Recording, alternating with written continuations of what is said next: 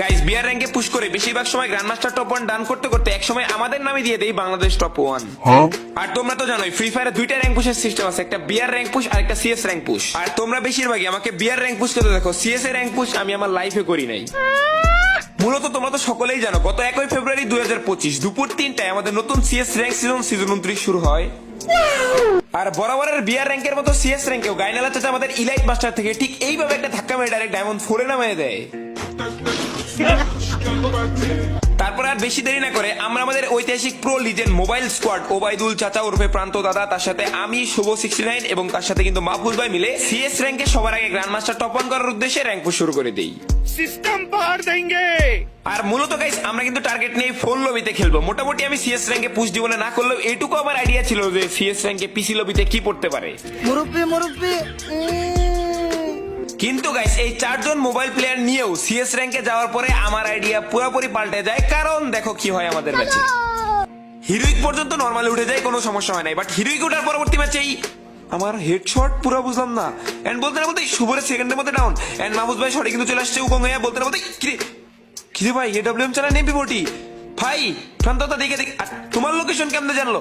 What মানে আমি তো জানতাম ভাই পিসি লবিতে হ্যাকার পরে, বাট ফোন লবিতেও বাইপাস করে বোকা চোখে ঢুকে গেছে। আমার ভুল হচ্ছে হ্যাঁ।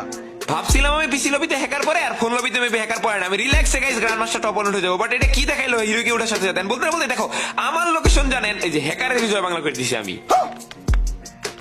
তারপরে মোটামুটি আমি অনেকটাই সাবধান হয়ে যাই, কারণ যে কোনো টাইমে আমার জয় বাংলা হয়েই যেতে পারেন। বলতে না বলতে এ কি করে ভাই ভাই মানে কি উল্টা পাল্টা চিতুরি ভিতরে তো আকাশে উড়াইতে উড়াইতে সব উড়াই দিছে। এন্ড এই যে ভাই সেকেন্ডের মধ্যে লাফটা মারছি না, ড্রপটা আমার উপর আমার জয় বাংলা হয়ে যেত। তো বলতে না বলতেই এই তো সুন্দর ইচ্ছা আছে, আমার কাছে জিনিস আছে। তো বলতে না বলতেই এটাকেও আমি একদম পুরো এই যে আমার জিনিস দিয়ে একদম পুরো লাইট ছুরিকেন দিয়ে উড়াই দিলাম।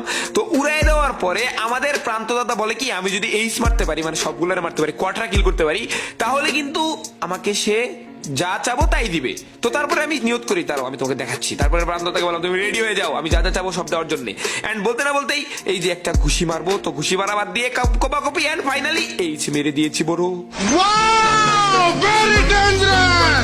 পুরো স্কোয়াড মেরে দেওয়ার পরে মোটামুটি আমি খুশি ছিলাম। তারপরে প্রান্ত দাদা যা বললো আমাকে, না এই যে তাই দেব পেলাম তাই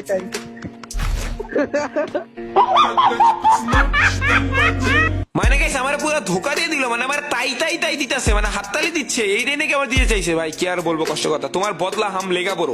তো এরকম করতে করতে মোটামুটি আমরা হিরোইক থেকে ইলাইট হিরোইকে উঠে যাই। বাট দেখো যে হকার চাচা তো দেখেই ফেলছে আগে থেকে, মানে জানেই কই আছে না আছে। তো এইভাবে আমাদের আবারও জয় বাংলা হয়ে যায়। আজকে আমার মন ভালো নেই। আসলেও আজকে আমার মন ভালো নেই, কারণ ইলাইট হিরোকে উঠে যাওয়ার পরে পর শুধু হকার আর হকারই